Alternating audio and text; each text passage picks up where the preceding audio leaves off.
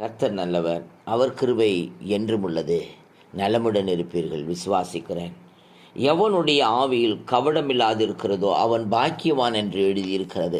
எனக்கருமையான தேவஜனமே, யாருடைய ஆவியில் கலங்கமில்லாமல், யாருடைய ஆவி கபடமில்லாமல் இருக்கும் என்பதை குறித்து பார்க்கும்போது, கர்த்தரை தயவுள்ளவர் என்பதை நீங்கள் ருசி பார்த்தது உண்டானால் ஒன்று. இரண்டாவது, சகல துர்க்குணத்தையும், சகலவித கபடத்தையும், வஞ்சகங்களையும், புறாமங்களையும், சகலவித புறங்கூறுதலையும் ஒழித்துவிட்டு நீங்கள் வளரும்படி புதிதாய் பிறந்த குழந்தைகளைப் போல திருவசனமாகிய களங்கமில்லாத ஞானப்பாலின் மேல் வாஞ்சியாயிருங்கள்.